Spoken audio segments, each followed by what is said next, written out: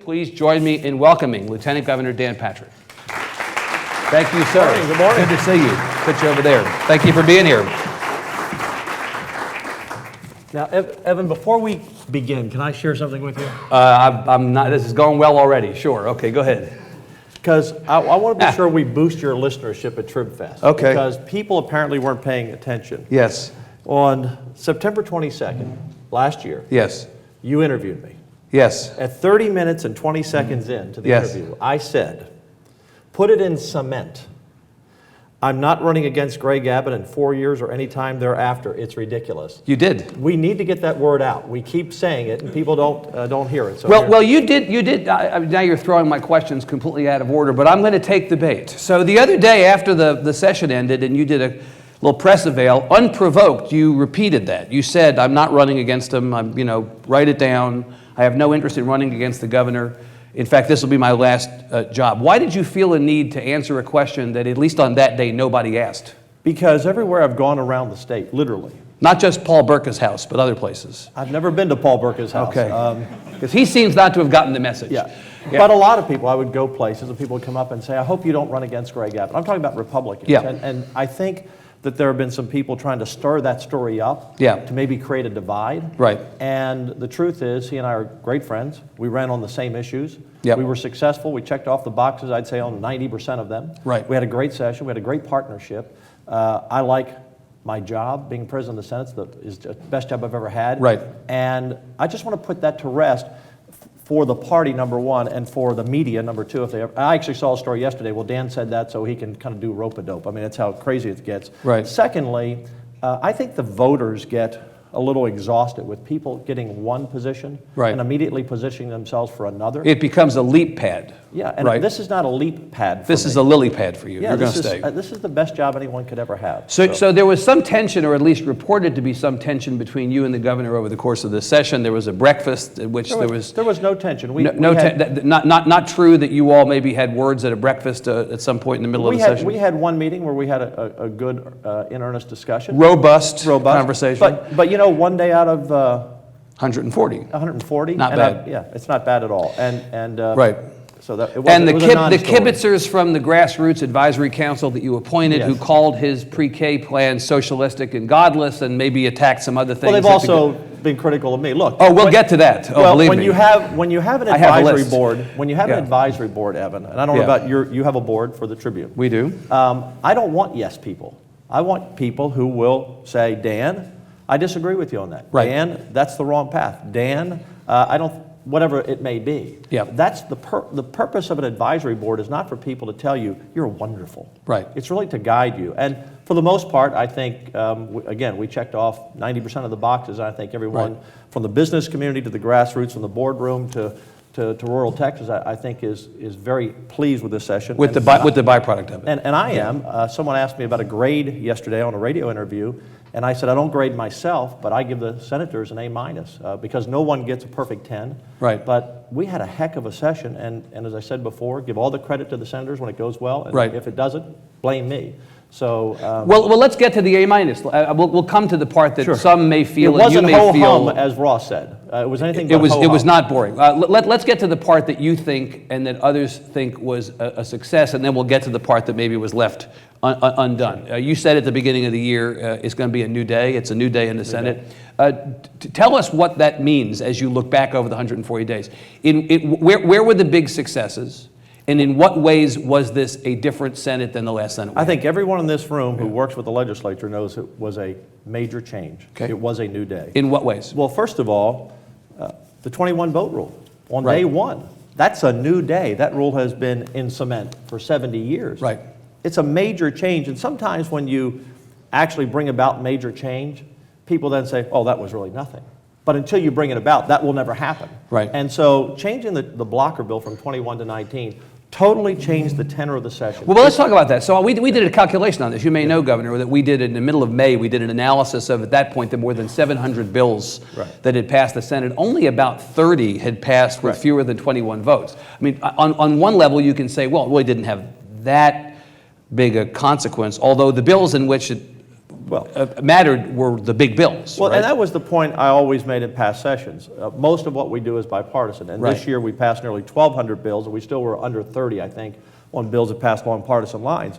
But parties and people get elected to drive legislation that the majority of voters want. That's the result of elections. Right. And we were always stymied. In essence, the Democrats had the same veto power the governor had in the Senate. They could stop bills from ever being brought to the floor. And so when you look at the bills, open carry, campus carry, when you look at A through F, when you look at our ethics bill, when you look at population capping, spending it Right. at population inflation, some of these key bills, 30 in total, I just mentioned a few, that our base wanted, our voters. And our Right. voters have a right to get their agenda passed, and it was always blocked. So when you say it was only 30, it was a big 30. Right, and you're convinced that had it not been for the change in the rules at the beginning, those bills would not have passed. We might be coming back in special Brian session. Birdwell would still be looking for a couple of votes for campus carry, or Craig Estes for open carry, Right. and the other significant legislation we passed. So that's one factor. The second thing that again, the people here in this room who work with the legislature know full and well, it removed the tension. Instead of a Republican senator being frustrated for 5 months trying to get 1 or 2 more votes, I've been there for 8 years. Right. That was not the issue. A Republican now knew, if I can convince 18 of my other Republicans, Right. I can get my bill passed out of the Senate. The second thing it did that had a major change to the New Day, because there was no blocker by the Democrats, our chairmen were very careful about what got out of committee. I don't know what the final numbers are, but with about a month ago, we had passed out 35% fewer bills. I saw a Chronicle story that we Right. passed the fewest bills in years. That's a good thing. We don't need Right. a lot Some perceive that to be actually not a good thing. Well, Well, the Senate didn't do enough, or the Senate didn't do as much enough. as it says When we it go did. off these boxes here, you'll see, we did what Yeah. the people wanted us to do Right. and what we wanted to do. So it took out the tension. It allowed us to finally pass legislation that's been bottled up forever. Right. As long as I've been there and beyond that. And the Democrats, who I thought, look, our freshmen did a great job, they stepped up. All of our new freshman chairmen did a great job, stepped up. Jay Nelson, I think, was the best finance chair we've ever had, maybe in the history of the state, did a great. So our veterans stepped up into those new roles. But I will say the Democrats as well, I wouldn't say stepped up, but they understood the results of elections. Elections have consequences, and they worked with us. And before, they didn't have to, Evan, if you were a Republican, I know this is role-playing, but if you're a Republican senator, they never had to work with you. Just say, I'm blocking your bill. Well, Yeah. now they couldn't stop it. So, Evan, would you consider this amendment? Can I work Right. with you on this? So there was little tension. There were no dust-ups, no flare-ups. Everything that a few people said, particularly on the left, and a few maybe Republicans said, none of that materialized. So the new day was the 19-vote rule. The new day was we reduced the Democrat chairs, as I said I would, from 6 to 2. 6 to 2. We got all of our major legislation to the House by late April. And we brought this thing in on the deck, the smooth landing, with the earliest sine die in, if not history, in the last Well, at 50 least years. in modern history. But now, the counter to what you just said is that by virtue of the Republicans not needing to work to get enough votes to get a bill to Well, the they still floor, had to work. that somehow the partisanship, the stuff that we decry out of Washington, actually hardened, so that basically there wasn't more motivation, as much motivation for the two parties to work. The joke became, it's not the 2015 session, it's the 2011 session, is in 20 versus 11. How do you actually respond to the idea that by not having 21 votes necessary, that you will ultimately harden the differences between We the didn't board? harden the differences. We just didn't. You can't. There's no evidence of that. What you see is that on 98% plus of the bills, I mean, do the percentage. What are 30 bills Yeah. out of 1,200? 99%? Bipartisan support. Washington should be so lucky to pass out 99%. If I'm an opponent, 99%. Governor, of campus carry, let's just to pick an issue that you brought up, a bill that passed 2011. Yeah, it did. If I'm an opponent of campus carry, and I think, I want to be sure that my perspective on this or position on this is heard, what motivation is it for the Republicans who have 20, only need 19, what motivation is there for them to take those concerns or considerations of the minority into consideration under the current scenario? It seems obvious to me that they needed to get the bill to the floor in the previous. Well, because despite what some media, some on the left would say, in other venues, or some of the other party would say, conservatives want to work with others. We want to find the best legislation. Yep. We prefer to have 22 or 24 or 25 votes on bills, and most of our bills. And on the majority of those. The majority. If you look at the majority of bills where there were Democrat votes against it, in many cases it was less than 3 or 4 Democrats. I mean, we had a lot of support on our significant policy. What's the most important bill we passed? The only bill we passed, the budget. The budget. It was 30-1 twice. Right. So when you can write a conservative budget that does not break the cap of population inflation, that has nearly $4 billion in tax relief, $800 million for the border, puts more money into education, puts in $4 billion for transportation, starting with the next budget, enacts that legislation, ends the gas tax diversion, ends the sporting tax diversion. I can go, ends $50 million for women's health care, adds money for caseload growth and Medicaid. When you can write a budget and get Don Huffman and Rodney Ellis to vote for it, that's a heck of a job of working together. Right. That's a good day. Are you assessing the Senate when you list all these accomplishments, or are you assessing the legislature in total? Do you feel that it was a new day in the House as well? I don't run the House. But you have a perspective on everything, and you're an astute observer of politics and the legislature. Surely you're not going to tell me that's not my deal. No, it's not. Well, no, it's not my deal. I'm not going to get pitted into House and Senate. Here's what I know. No matter how good of an idea the Senate has, and we had a lot of great ideas, and I think we led this session. Yeah. It doesn't make any difference if it doesn't get to the governor's desk. You don't pass bills for show, you pass bills to be signed. And I need the House to partner. Right. And there were several bills that I was disappointed in that didn't pass the House, and there were several House bills that didn't pass the Senate. But for the most part, what we passed, they passed. In some version, I may have not, that's part of working with everyone. And whatever they want to pass doesn't get to the governor's desk unless we pass it. Unless you pass. So it is, I'm not the president of the legislature, I'm the president of the Senate. And moving from being a senator to lieutenant governor gave me a different perspective. Explain what that means. Well, as a senator, I'm worried about my bills, I'm worried about key issues, but I'm not looking at all 1,200 bills.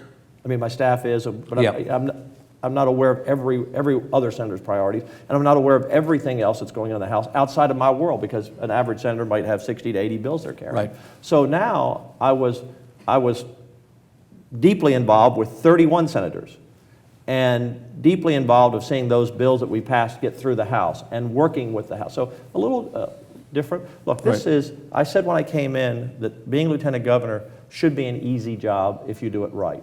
It was hard work, a lot of time, 12 plus hour days for a long time, but the senators did such a fabulous job that they made my job easy. They embraced on day one what the voters had said. When you win an election as Governor Abbott, Governor Abbott and I did, by 20 points, the senators came in, they embraced that change message too. Yep.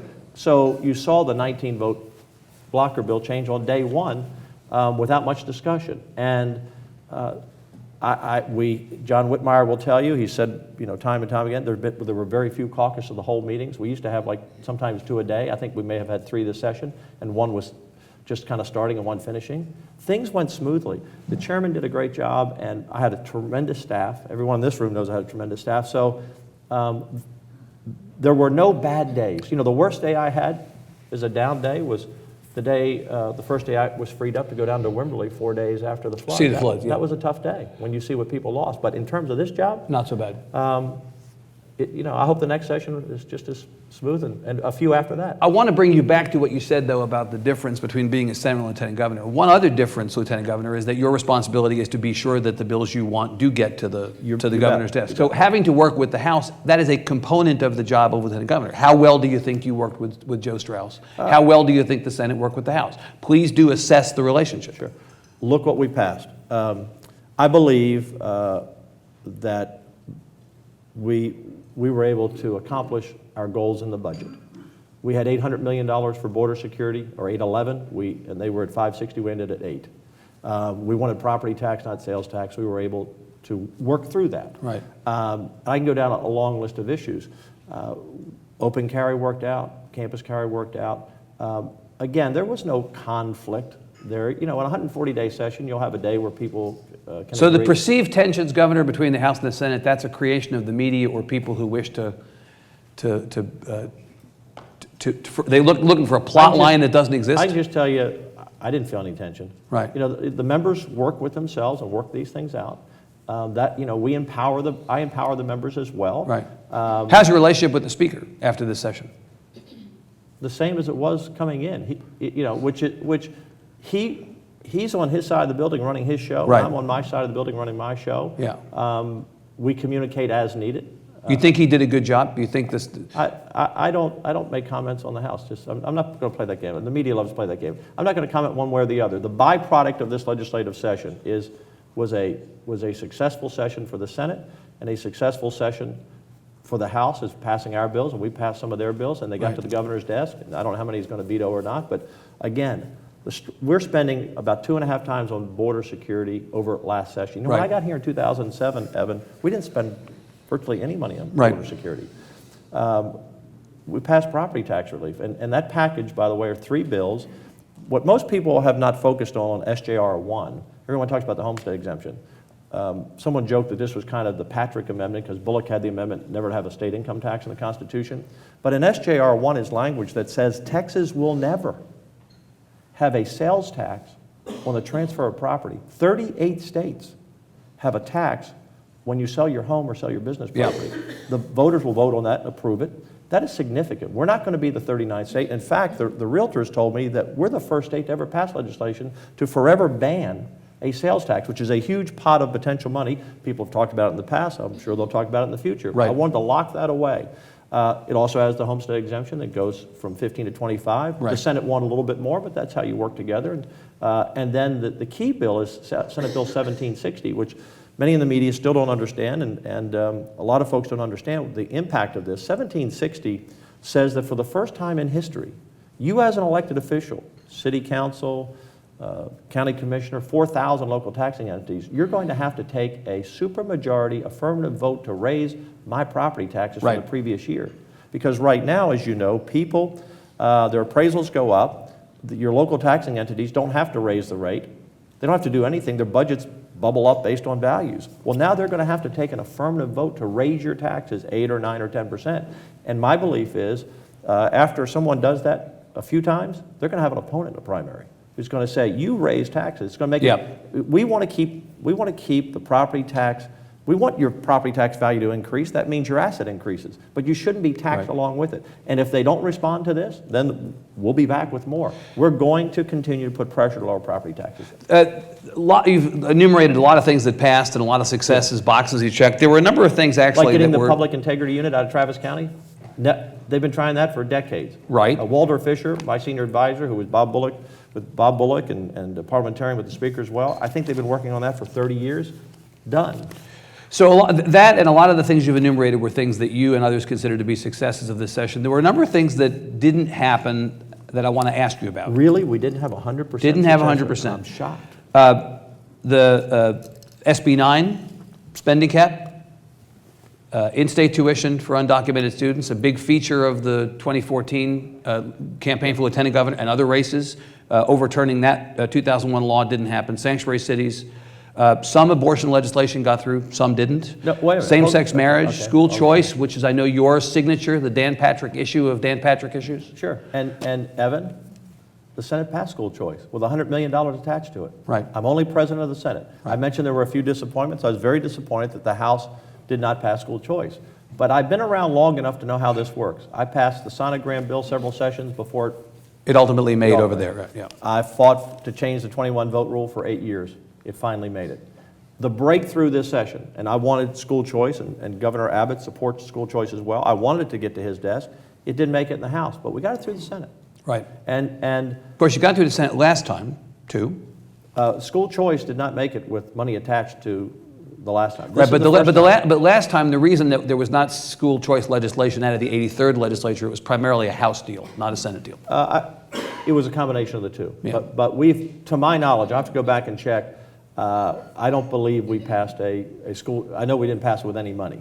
And if it doesn't have money, it doesn't mean much. Right. Okay? Yeah. So we passed school choice out. In terms of Senate Bill 9, capping the budget at inflation and population, I'm disappointed that that didn't pass the House. That they made they sent language back that was not acceptable. But we kept the budget. When you take the tax relief on the side, our budget less than 4% growth. So we stayed under population inflation. And as long as I'm lieutenant governor, we won't have a budget over population inflation. And actually, the way that some of the rules were written, I can promise you this. As long as I'm lieutenant governor, we will never have a budget over population inflation. You can put that in cement. You think the reason that that didn't make is because the House didn't agree with what you all wanted to do? I mean, couldn't they say, well, we had one view of it, they had one view of it, we just didn't come to some kind of agreement? Actually, if you'd have put that on the floor, it would have received at least 90 votes. You believe so? Yeah, I mean, we passed out the bill dealing with hailstorm damage. Right. Had 90 votes sitting there. It just didn't get to the floor. Just didn't get to the floor. School choice would have passed with 75, 85 votes. So sometimes bills don't get to the floor. The only two areas that are clear that we didn't pass, and I had 25 items on my list that we wanted to do, the people's priorities. We counted 22 out of 25, and so I don't, again, So what were the ones that you, ho-hum, what were the ones that you counted? Sanctuary cities, we were one vote short. We got it out of committee, it got blocked on the floor, and in-state tuition was about 3 or 4 votes short. Right. So they didn't pass. But again, Yeah. you can point to 2 out of 25. that Long didn't list of pass. items. You know, when the Democrats attack you and attack what I know you've said, and I would certainly concur, is the most conservative Senate in the history of the legislature. Without question. When the And most successful, I think. when Democrats attack, Joaquin Castro tweeted the other day, worst legislative session in history. That's kind of like a no surprise moment that Democrats are attacking. That means we really have From a your good perspective, conservative that's session. like bring it, I want more of that, right. But I'm looking at the people who I would say are conservatives, people who I would assume line up with you. The chair of your Grassroots Advisory Council, Joanne Fleming, graded the session. She gave the Senate a C, she gave the House an F, and she grades gave on the curve. overall legislature a D. Yeah, she grades on the curve. So we really had an A and the House had a C. Is that how you're Yeah, looking that's at it, right? Yeah, nice try. Look, you know, the truth, Evan, is there are going to be people in the grassroots or people in the business community. Some Right. people want 100%. Anything less than 100% is not an A. Speaking of A's, by the way, one of my education priorities was to grade our schools A through F. And you got it. I think it's the most powerful tool that we could possibly have. Last session, as education chair, I passed a bill to make our districts A through F. And this is another result of the 21 vote rule. Right. A through F. And so that bill passed.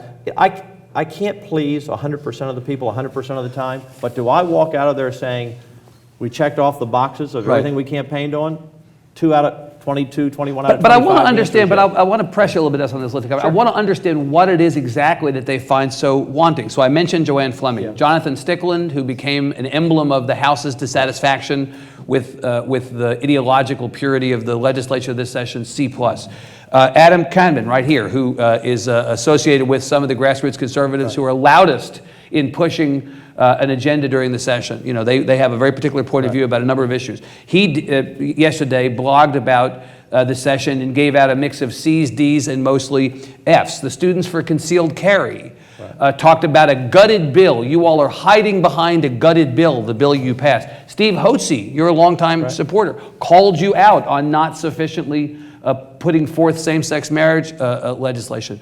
This is a group of people who I would assume, most people would assume, would be with you. They found what you all did and what you did specifically wanting. I want to understand what happened here, why that is. I have no idea why they have that view. When you have a session that passes the most conservative budget you could pass, when you increase border security, which is the #1 issue, almost 2.5 times, when you cut taxes, we haven't even mentioned the franchise tax, we cut by 25%. Significant cut. I mean, there are some people would say, well, you failed because you didn't get rid of it all in 1 year. Well, then that's just their view. Look, I have to do what I believe we can do and achieve as much as we can. And in those areas we did. In terms of the marriage issue, we passed the Pastor Protection Bill, which was the key bill I know that a number of people wanted passed, very important. Right. 4105 we were hoping was coming from the House. It didn't. It got tied up in calendars, which was the quote Hotze bill. But we, at least in the Senate, and we did amend it to a bill that was blocked on the floor. So that's all you can do. You just can't put language on any bill you want. It has to be germane, despite some emails that go around. But we did have I thought, a great debate on the floor on traditional marriage and same-sex marriage. Ultimately got the Hancock resolution, but did not get with all 20 Republicans Right. that signed it. look, you But can't, in the end, the you can't pass- resolution doesn't change anything. No, right? Yeah. but let me tell you what, statute doesn't change it. You can't write a bill that trumps our Constitution. Our Constitution says marriage is between a man and a woman, Right. period. I can't write a bill that says, oh, by the way, we want to remind you our, so, and I respect those who agree to disagree. The votes weren't there to move Right. some of those bills. So if the U.S. Supreme Court comes back and says same-sex marriage is legal, will you write a bill to trump that Constitution? Depending on what the Supreme Court decides, that's the time we will have to make a decision of, depending on their decision, how we respond to that. We responded, we thought, number one, by protecting pastors. We did not want pastors forced to perform a wedding, a same-sex wedding, Right. against their religious beliefs. And we passed that bill, and that will be another fight depending on what the Supreme Court You understand does. some of the people who don't want to see marriage equality or same-sex marriage legal in the state of Texas have actually called for a special session. Sure. If the Supreme Court comes back and legalizes same-sex marriage, they want you all to come back and do what you were not able or not willing to do during this last session, and that is pass legislation that would somehow countermand what's happening at the federal level. Well, What do you think about that? the governor makes those decisions, not the lieutenant governor. Right, but lieutenant governors in the past, including one you defeated last year, have been perfectly willing to say, I think the governor should call a special session on blank. You are not shy about offering your opinion on stuff. I have been very careful to understand that the governor is the governor, the lieutenant governor is the lieutenant governor, and the speaker is the speaker. Right. And I perform best when I focus on my work. You're only responsible for your piece. I'm responsible for that. Right. You said on the day, again, unprovoked, you said, I'm not running against Greg Abbott, this is my last job. When Joaquin Castro, to bring him back up, Congressman Castro was here in the earlier part of this session, he said, don't focus on Patrick versus Abbott, focus on Patrick versus Cornyn. What's really going on here, he surmised, is that you intend to run against John Cornyn in a primary for United States Senate. Are you prepared to say today... In 6 years? Are you prepared to say In 6 today... years? that you are not, well, In 6 years? Cornyn was reelected in 2014, so it would be 2020. 6 years. Could happen. Yeah, about 6 years. 5 years. Yeah. He was just elected. You are It's a prepared to 6-year say term. today that not only are you not running against Greg Abbott, you're not running against anybody else. This is it. You'll serve another term as lieutenant governor or two or whatever, but then you're done. This is Yeah. the last job you're going to have. Let me... No question about it. And apparently, what I said in September about the being in cement, that I'm not running against Yeah. Greg Abbott for governor. And we got that. Okay, we have, well, some people didn't get it. Yeah. But do you have any more cement? I'm not running against John Cornyn for the U.S. Senate. Yeah, I have the best job in politics in the country. right. Why would I want to give that up? I have no intention of giving that up. Right. If the voters want to bring me back for another term, I intend 2 years from today, basically, Right. to announce that I'm running for lieutenant governor. So for you're the next basically session. declaring for lieutenant governor right now, unofficially. Well, I In the think same way that's- that the speaker the other day, by filing for re-election as speaker, all not for re-election, he basically announced he was running again. You're basically announcing you're running again now. Look, things can happen. You never know with your health. You never know with your family. You never, those kinds of issues. Circumstances change. But if circumstances do not change, my intention will be the day after sine die in 2017, I will announce I'm running for lieutenant Running for governor. lieutenant governor again, right. Look, the Senate is an incredible place to be. Yeah, We really can affect change for decades to come. We did it this session. This is a job I like. I'm not running against Greg Abbott. I have no plans to run for governor when I leave lieutenant governor, because I think Governor Abbott, we still get our senators and generals mixed Yeah. up. But Governor Abbott, I don't know, we haven't talked about it, but I would assume he's running for governor in 2018 and beyond that. and you have no hesitation, you satisfied with the job he's done, no hesitation about that. Absolutely. Yeah. Let me talk to you about some 2016 related stuff. Do It's you not think, too complicated, by the way. well, I understand. Do you think anything that happened during the 2015 session is or ought to be fodder for the 2016 primaries? There's already a lot of discussion about House members, Republican House members, chairmen who are going to be primaried, Garin, Keffer, Byron Cook. There's some dissatisfaction, as we've talked about, with some of the work that the House did or did not do this session, and there's some thought that there needs to be an overturning of the mulch in the House next time. Do you think that that there are things that you saw on the other side that ought to be the basis for primary challenges, or in any way fodder for 2016? He's really good at trying to draw me in and pit me against the House. You're not going to say a word about that? No, it's up to the voters in their district to make that So decision. you have no intention of getting into any of the House races? So Of course not. Young Mr. McNutt, the Corsicana fruitcake heir, who is apparently announcing against Byron Cook, who some of your allies associate with the death of SB 19, the ethics bill. They say this was Byron Cook, fairly or unfairly, who killed that bill. And they've recruited Mr. McNutt to run against Byron Cook. You're going to stay completely out of that. I'm staying completely out of that. Look, the record speaks for itself. The voters can go back and say, where did a bill die and why did it die and who killed it? Yeah. That's for the voters to decide. I'm staying out. You're going to stay out of races. that. Are you going to stay out of races in the Senate? You have at least one open race, Troy Frazier's, which will theoretically be a competitive race. Dawn Buckingham has gotten in, but we expect that there'll be a number of people, including probably some House members, who will get in that race. There's speculation about Kevin Eltife's plans already. We'll know about that in a couple of weeks. One House member is apparently about to announce. There are others who are lined up behind. You have an opportunity to either get into or not get into those races. Right. You intend to endorse in competitive primaries for open seats. No. Greg Abbott did that. You remember last cycle. Greg Abbott actually did endorse Republicans in contested primaries. You will not do that. No, I won't do it. I have to work with the senators that the people send me. And I Right. respect the decision of the voters. You might endorse the wrong person or the person who loses. Yes, and then you have to work with that person. right. And look, our senators, again, I give our Senate an A- Yep. grade. I think our senators did incredible work. It is a team effort. It took 19 out of 20 to agree on every bill. So all of those successes we talked about, 19 or 20 members voted for. And the relationships that you have with those senators matter, so if you start mucking around in politics, that becomes a problem. Absolutely. It's not appropriate for the lieutenant governor to get in the middle of those races. Let me ask it another way. So Eltife runs again, let's say. We don't know whether he will or not. Senator Eltife runs again. Nor do I. And you don't know. And there's a challenge from from David Simpson or some other House member. You say you're not going to endorse in competitive primaries. Will you support your incumbent senators if they're challenged? I'm not getting involved in Senate races. So you won't even do that. You won't even support your incumbents. I'm not getting Involved involved in Senate races. And that also extends, one more thing, and it extends to Republicans who challenge Democratic senators. You will not get involved No, in the general election, I'm all in with the Republicans. Right. That's a different deal. Right, but I'm not getting in a involved in the primary. So you're not getting involved in a primary. Not getting involved. In the November, I'm all in, as I was last And so session. you will work against the 11 Democratic senators with whom you have that same relationship that does matter in terms of getting business. Well, You will here's- work against those in general election. No, Evan, here's the reality, and you know the truth, so don't try to spin that into a headline. The 11 Democrats, they're all, maybe there's one or two Republican or one or two Democrat Right. seats that are close, but the reality is not in this next election, not for the next several elections. Are there any Democrats? Are there that- likely to be changes? There Yeah. there are not going to be any change. Well, in fact, I could argue, Lieutenant Governor, I'm doing the same thing you did. I could argue, Lieutenant Governor, that actually the 2011 that we're looking at now is almost certainly going to be 2011 next time. I think so. The one open seat, or the one competitive seat, was dealt with in the last election Yeah. cycle, and that was Connie Burton taking back Yeah. SD 10. The reality is there are no seats that appear at this vantage point to be flippable, Correct. right?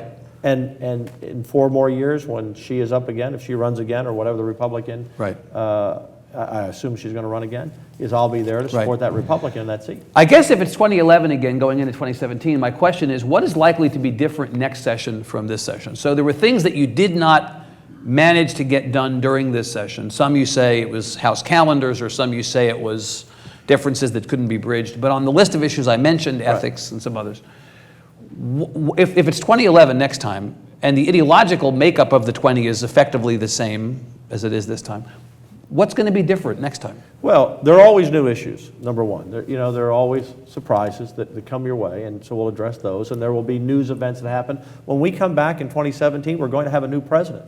We don't know who that president is. Right. And depending on who that president is, will impact what we do in the state legislature. So we'll respond to that. Republican, Democrat, which Republican, which Democrat. This gives us a chance the next session to sharpen our focus. When you look again at the check off the boxes of, in fact, the Senate accomplished so many things, and the legislature, it's tough to put all one mail out. Right. And it's because it's the first time we've had a changing of the guard since 2000, 2001. I mean, we had a new governor, new lieutenant governor. We haven't had that. And so when you're out running a campaign, as Greg Abbott and I did for 18 months, you talk about a lot of issues, you're asked a lot about issues, you make a lot of commitments. So both Governor Abbott and myself came in and addressed, we did our best to address all those issues, and we were pretty darn successful. Next session, there won't be 12 or 15 because we have for example, we're not going to come back and have to redo moving the public integrity unit out of Travis County, as an example. But I want to continue to work on property taxes. I want to continue to work on border bills. I want to continue to work on education reform and school choice. So there are things that will sharpen our focus. So the broad breadth of issues that we address this session, which is really remarkable, how much the senators were able to accomplish, and the legislature as a total, and get to the governor's desk. That will probably be a smaller list, but more of a laser beam focus. But we don't know. We have a school finance lawsuit hanging out there. The one big issue that I think that that the legislature didn't address, we did in the Senate, that is a disappointment, is Hazelwood. Hazelwood, if we don't find a way to address that issue, protecting our veterans and protecting their programs, but also addressing that, we're going to break the bank on that. So the concerns of House members about changing the Hazelwood, I mean, I know Senator Birdwell spoke movingly about this issue and all that. Members of the House had very specifically articulated concerns about the Hazelwood legislation. You think the House was what killed reforms on Hazelwood? You're prepared to put that? I mean, it sounds to me, I want to understand this, Lieutenant Governor, because it's not just on Hazelwood, but on a number of other issues you've mentioned. It sounds like, well, we couldn't come to agreement on it, but it's on the House for not walking over to our side of the issue. That's why this... No, I'm not, look, and I'm sure when the speaker's here next, I think you said he's here next Tuesday. week, he can point to some bills that didn't pass in the Senate. But we had some bills that we sent over there that didn't pass. Once again, I don't even expect 100% of what we pass to pass there and vice versa. But when you ask the question, it's not a critical comment about the speaker or the House members. I really focus on the House members. If you go down the list of items, you say, you didn't pass school choice. Well, we did. You didn't try to address the Hazelwood issue. We did. You didn't pass ethics reform. We did. You didn't pass a bill that would stop people from automatically having their salaries have dues taking out for unions. We did. I mean, I can go populate. We but did. But union check. It's not a complaint. It's not a criticism. It's the facts. Didn't the union bill and a number of other bills that people who are critical of the House say were killed in the House actually get over to the House fairly late? I mean, the whole question of the House calendar, isn't it true that the Senate actually kept bills over on the Senate side pretty long so that the House didn't have much time to deal with them? Evan, you need to go back and check your date book. We passed Senate Bill 9 and 19, the ethics and the population inflation bill, very early. Almost all the bills. How about the union checkoff bill? When did that get over to the House? It went a little later, but it went early enough. May 7th, Look, May 8th? That's plenty of time. When did the House bills get to the Senate? We got a lot of them out. So you can get work done. Look, the passenger protection bill was probably the latest big bill we sent out. And they got that through like that.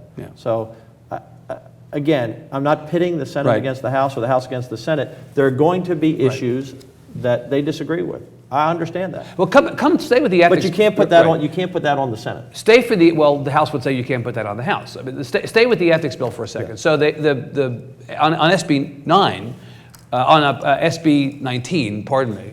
We should talk about all the things the House and Senate agreed on, which is a list this long. The Cook added the dark money amendment was added to the ethics bill, came back over. That was unacceptable to Van Taylor. I think it was unacceptable to the governor. Am I wrong? Well, we found out after the fact that it was unacceptable to the governor. The governor didn't say so at the time, but there are members of the... You don't know that he didn't say so at the time? He didn't say... He didn't say it publicly at the time. Well, but you're asking me to read his mind.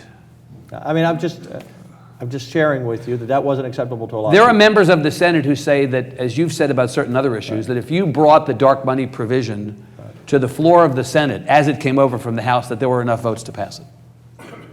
I have no idea. We never counted those votes on that. I wasn't going to pass it. I guess, what do you mean you were not going to? You were going to not prevent it? I disagree with the dark money issue. So you were going to prevent it from coming to the floor? Just as Governor Abbott said, I think he said afterwards he would have vetoed it. I get the first veto. By way of presiding over the Senate, and what gets to it has to get through you. Yeah, you'll recall, by the way, I don't know who told you that the votes were there for. You'll recall last session there was a bill that passed that we recalled, and the vast majority 346, of the senators, I think in the mid-20s, voted against that bill. So I don't think that changed from session to session. So I'm not sure. Let's talk about. I think it's really important, Evan, and I realize you found 2 bills or 3 bills out of 25 priorities we didn't pass. I'd really like to talk about the things we did and how that impacts the public, like transportation, education. I feel like you've done a pretty good job of enumerating those things. We haven't gone into depth about how they impact lives. We got a couple minutes left. Like transportation. We got a couple minutes left. I want to use the occasion. We put $4 billion in transportation. without Governor, I raising get- taxes. Governor, I get We that. ended the gas tax diversion. That's never been, they've been asking for that forever. Governor, you're doing a very good job of making We your- ended the you're doing a sporting very tax good job diversion, of- you're doing a very good job of making your So Parks and Wildlife case. gets the money they were supposed to get. But we're going to talk before we open it up for questions from the audience. We're going to talk about 2016 and the Yes. presidential race, Yes. because as we sit here today, our former governor is about to announce for president. Yes. Are you going to say to me about the presidential race what you said to me about other elections in 2016? I'm not playing. Are you going to get into that race? A lot of people in that race you know, a lot of choices. It's a little bit like going to a frozen yogurt place, a lot of flavors to choose from this year. What are you going to do in that race? You know, it's really interesting, Evan, and I bet I can speak for everyone watching and everyone in this room. Yeah. When we grow up as kids, Yeah, we look at a president as someone we'd never meet, yeah, someone in our school book. yeah, I never thought I'd meet a president. right. And through my years in television and radio and in politics, I ended up actually meeting a few presidents. Went to the White House when I was a broadcaster in D.C., went to the White House a few times, and that was beyond my wildest dreams. I'd actually meet a president. Yep. Well, now beyond my wildest dreams is that I know 5 people running for president. I can't believe it's not more than 5. It's just fun. Well, just I mean, fine. I know 5 fairly well, and 3 are good friends. Right. I mean, Rick Perry's a good friend. Mike Ted Cruz is Huckabee. a good friend. Mike Huckabee's a good friend. Right. You know Jeb I Jeb know Bush. Jeb Bush. You know Jeb Bush. I mean, he came and testified before my education On the committee. education stuff, right. So I know Jeb pretty well, Governor Bush. I've gotten to know Scott Walker a little. I know Rick Santorum pretty well. So I Right. know a lot of these guys. So will you have a favorite? Will you have a preference in this race? Do you have a preference? I will make a decision and most likely help one at the right time. And that's probably later in the fall. Not now, but at some yeah, point you know, early enough to make a difference. Yeah, I want to go out and work for our nominee and work for the person I think Right. will be the best president. My main concern is that we have a president, a nominee, Yeah. who is either from Texas or loves Texas and has Texas roots. And so the list I gave you, obviously Rick Perry, Ted Cruz are from here. Jeb Bush has connections. Rand Paul, Scott Walker. Well, Scott Walker doesn't have the I mean, money. Rand Paul and, And- Carly Fiorina. Yeah, and Right. Rick Santorum now has his business here. Mike Huckabee is next door, spend a lot of time. Right. So I want someone to go to the White House and say, look, we're going to protect that border. I'm tired of Texas taxpayers picking up that tab. We really need to be serious about this issue. Right. I want someone who will embrace the oil and gas industry and understand it's the backbone of not only Texas, but the backbone of our economy in this country. We've had a president who has turned his back on the border, who has a target on the back of the oil and gas industry, and it's not good for, those 2 issues are not good for America.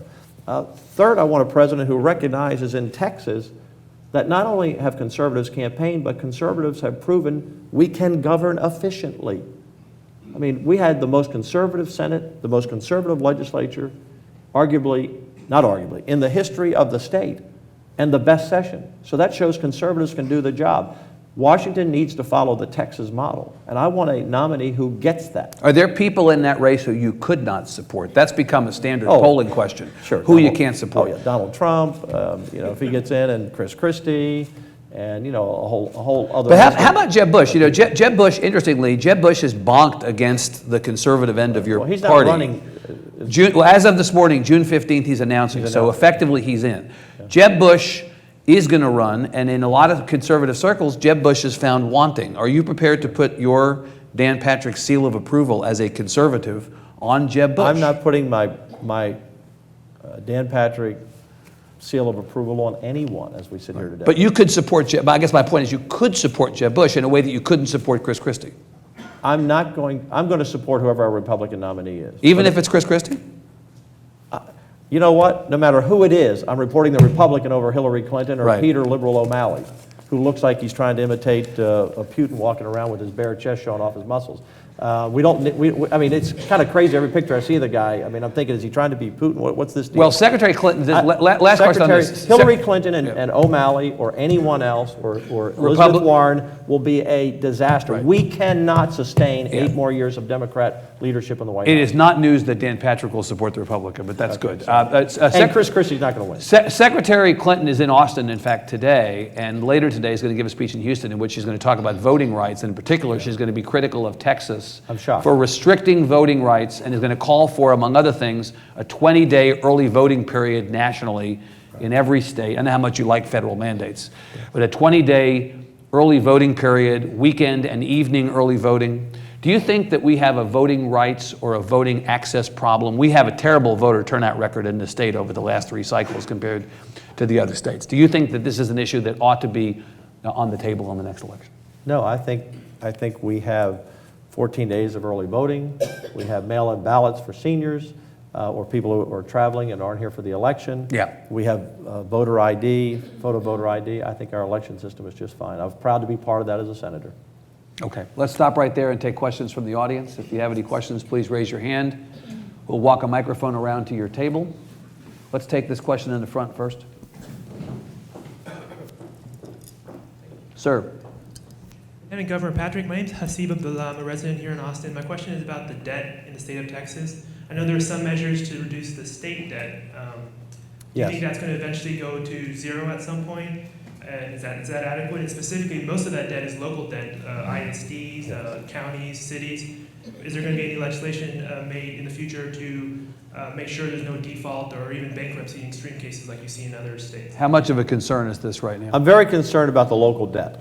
Our school districts, our cities, particularly our school districts, have more debt than the public realizes and understands. At the state level, we have about $44 billion in debt. About half of that has been over the last 10 years, primarily for roads. We did pass a tuition revenue bond issue this session. We pass one about every 10 years, but we did not increase debt elsewhere. We looked at paying down debt, but the truth is we're always refinancing our debt, so we didn't have any big items that we could really retire that were at high interest. But the goal of this session, the goal of our office, the goal of the Republican Senate is to not add to the debt, to reduce debt everywhere we can. Our total debt, we have a cap of 5% in our budget. I believe we came out of this session, the state debt's about 2.9%, so we're just a little over half of our cap, and we shouldn't exceed that. I think we made the fact that we passed SJR 5 and Senate Bill 5 and House Bill 13 on transportation is a big new day. Because we ended the gas tax diversion beginning in 2018, we will have about $2.5 billion going into transportation without any new taxes or new fees and no new debt. And people who we have discussions about toll roads. One of the best things that we can do to stop building new toll roads is to build free roads. We haven't had the money. TxDOT wanted $5 billion a year. Within several years, they're going to have close to $5 billion a year. So, in fact, I remember talking to you in January when you were here about the possibility of a toll road moratorium. That was something that also didn't happen legislatively this session. Should we be talking in the interim or in the next session about getting rid of the ability to have new toll roads? And I have to go back and 1,200 bills passed, and I'm pretty familiar with all of them. Some of the locals that went through the local calendar, not as much, but on the bills that came off the Senate floor, I have a pretty good memory. I do not believe we approved any new comprehensive development agreements. There may be some toll roads that have been in the works for years, but no. But as you know, there was a call not just for no new legislation, but also for a moratorium on. I mean, a more active and affirmative statement. We're not going to do it. Well, we put more money into transportation, to free roads, and we didn't pass any new ones. So that's effectively a toll road moratorium. It's a pretty good moratorium. Okay, Mr. Laban. Hey, James. Sir? Thank you, Governor, for coming. I'm James Laban. I do a little fiscal work around the Capitol. Yes. I've got a question for you about highway funding. Yes. Last fall, we got a chance to vote on and pass with overwhelming support, moving what otherwise would have been some money from the rainy day fund into highway fund. And this time, we're going to get a chance to vote on not rainy day fund, but rather general revenue. My question is, do you think we're going to see organized opposition from those folks who would rather have general revenue than highways? You're talking about on the SJR 1, the property tax issue, and the SJR 5? No, sir, I'm sorry, SJR 5. Yeah, no, I don't think we'll have any opposition. The public spoke loudly last election of wanting transportation dollars. People understand our roads are congested, they sit in traffic, goods and services are slowed down, which impacts our economy, so the business community supports transportation. The everyday person in traffic going back and forth to work supports transportation funding, and so I think it will be passed easily, as will SJR 1 that will prohibit any sales tax being on the transfer of property, increasing the homestead, and so I think we'll see 70%, 70% for the transportation for sure or higher, and probably 75 to 85% on SJR 1. You're satisfied that you've put enough money into transportation? A lot of talk that the amount you put in really only gets you to a certain place, that actually, given the population growth and the needs of the state, spending more money on transportation might have actually been better or done more to solve the problem, and God knows you had more money that you chose not to spend. Well, one of the other things I'm proud of, and by the way, TxDOT said they wanted $5 billion. By 2018, they'll be pretty darn close to their $5 billion. So you think the amount you appropriated is enough? Yes.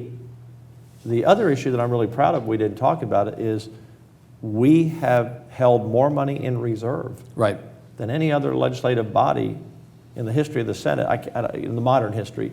Not just obviously dollars as budgets increase, but in percentage of dollars. We didn't touch a dollar in the rainy day fund. And we still have several $billion in our checking account. You understand that the other side sees, and not only the other side ideologically, but some people who just don't agree with you on these issues see that not as a positive, that there are a lot of issues that have been left unattended to over the last couple of sessions, public education, higher ed, a number of things where they said, look, we need more money, we want more money, there's more money available. The issue this year is not we don't have the money, we do have the money, but we didn't get access to it. These are people who think like Washington thinks, and that's spend all the money, and if they could, print more. Look, we have a school finance lawsuit that's sitting out there. We do have the growth in Hazelwood, which grew over 80%. Correct. We have the lawsuit that we're appealing with the AMC theaters dealing with the business tax. We have oil prices that are, in the 50s. It would have been irresponsible, and not conservative to spend all the money. You should always, you tell that to an individual, you tell that to your kids, here's your allowance, don't spend all of it. So we've kept billions of dollars in reserve. That's the prudent thing and a smart thing to do. I would like to have done more tax relief. Some people want more transportation. Some people want more for education. This whole issue, Evan, of education funding, we funded growth, another $1.5 billion on top of it. We put money in. One of the programs that I'm proud of, as Lieutenant Governor, I got to pass some bills I couldn't pass as a senator. We've created 1,000 scholarships for math and science teachers, full ride scholarships, because we're short of math and science teachers. We funded that. We are funding $60 million worth of slots. I think it works out to about 1,000 new slots for residency for doctors. I mean, these are the things that you're focused on what you didn't do. How about all these other things that's really going to impact Texas? 1,000 new math and science teachers will impact Texas at full scholarship. Right now, we pay roughly 90% of the cost to educate doctors in Texas. But if a doctor doesn't have a residency slot in Texas, they leave and go to somewhere else, and then they never come back. And so we're paying for doctors to go to other states. Well, now we're going to have a residency slot for every doctor that comes out of medical school over the next couple of years. We're going to create that. Those are important things. We're spending $60 million, I may be off on the dollars a little bit. I don't know where the final budget ended up on it, but approximately $50 to $60 million in reading and math academies so that every kid can read by the 4th grade.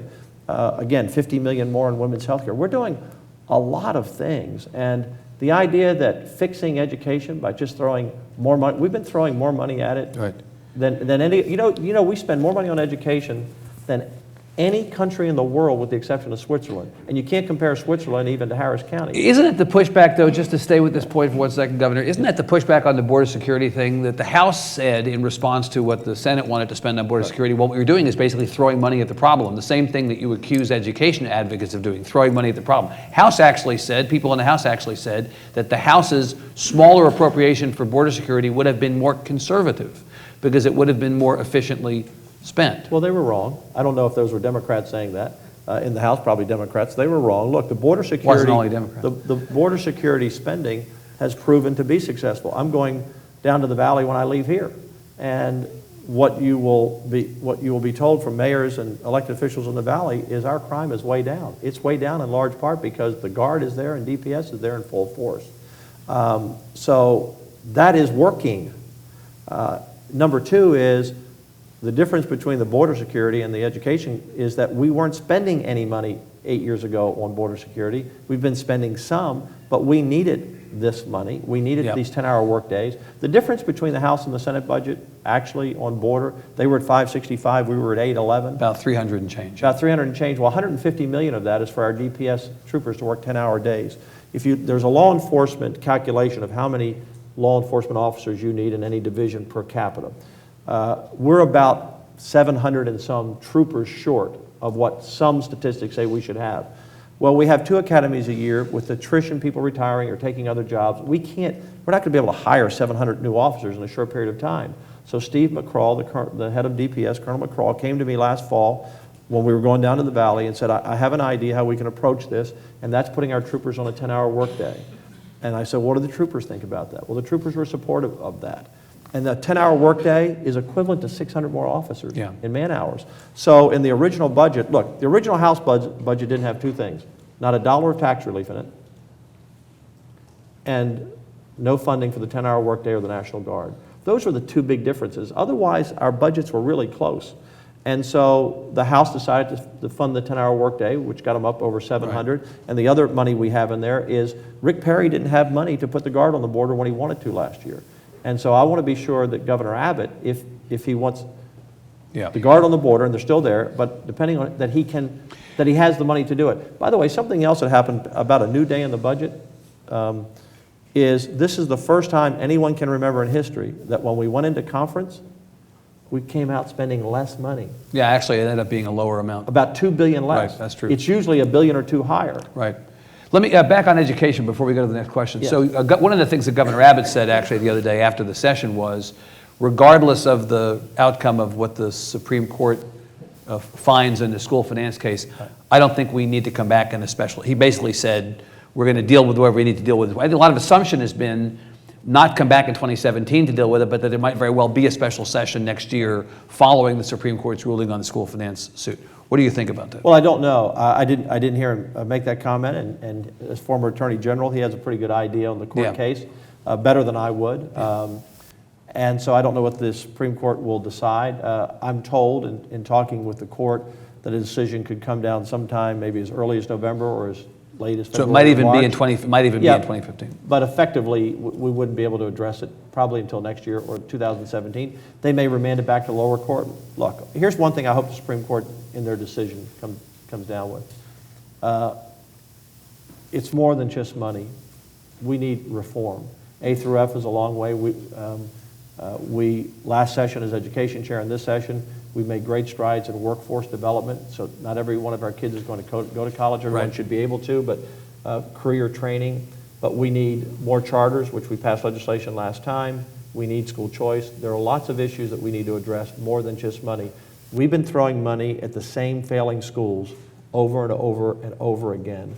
And in some cases, you just have to fire people and start over again. Most of our public schools do a fine job. Most of our teachers do a fine job. But out of 8,500 campuses, we have 5 or 6%.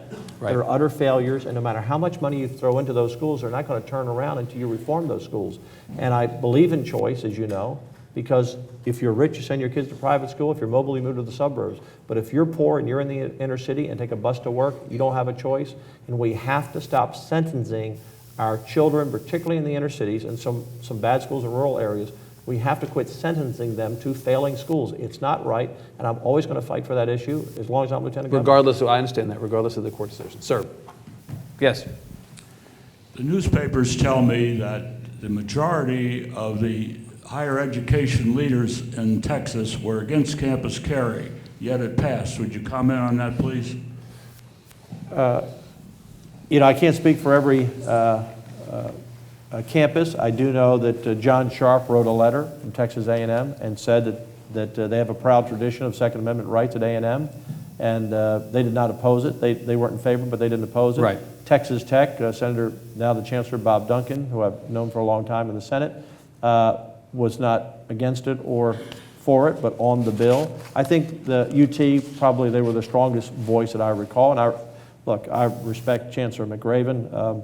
What a hero to America. And so he had a different view than at least John Sharp did at A&M. But Second Amendment rights shouldn't stop anywhere. And on campuses, we've given some flexibility to the chancellors. And you're comfortable with that, with the ability to have gun-free zones on campus? What I was comfortable with was that Brian Birdwell, who's had that bill for 6 years, I think Brian had a great session handling nominations, border. He took on the challenge of Hazelwood, which was a tough deal. Yeah. I mean, no one was going to be happy no matter what you decided on that. He was courageous, as he was on 9/11 when he survived that attack. Brian came to me and said, I'm satisfied with the changes. Right. And you know, my style of leadership is not to push, but it's to pull. Right. And you don't have to pull if your members come and say, Dan, I'm good with this bill. So you don't agree that the bill, as I said, Students for Concealed Carry complained after the session that the bill had been gutted. You don't think the bill has been gutted by those changes? No, look, Brian Birdwell would have not passed a gutted bill. You know, you've asked me a couple of questions today about responding to what this person says or that person says. There's 26 million people in Texas. Well, I think it's emblematic. I think that it's interesting to hear the conversation out there because different people perceive the work of the session different ways. Absolutely. Advocates do. I think it was the right thing to do Right. to give 21, Right. 21-year-old students and employees and professors the right to defend themselves. Okay. How do you assess Senator Huffman's performance on the State Affairs Committee? Let's see, in state affairs, we passed out open carry. We passed out campus carry. We passed out pastor protection. We passed out several hundred bills on a broad, from everything from pensions to conservative issues. I think she did a fine job. And I've seen some criticism because of one bill didn't pass. Name me a state affairs chairman in the past that passed out every pro-life bill she had. Open carries never passed before. Campus carries never passed before. Pastor protection. Some people are upset because their bill didn't pass. And so therefore that person didn't do a good job. I thought she did an outstanding job, as all of our chairmen did. And again, just look at the record. Find 15 issues and the most conservative issues, and she passed them all but one or two. And if a bill didn't pass out, I can tell you what that means is there weren't the votes in the committee to pass it out. Do you have any concern? There was some criticism at the end of the session about Senator Huffman and amendments in the area of ethics that would allow for a spousal loophole in disclosure for legislators. Senator Huffman was the one kind of in the sights on this, the criticism that somehow that coming out of the session now there's going to be less transparency or less disclosure by lawmakers of income that they benefit from, but that because their spouse is responsible for the income, we're not going to know about it. If Mrs. Patrick had a source of income that somehow ran through issues that might be considered state business, don't you think the public would want to have a right to know that?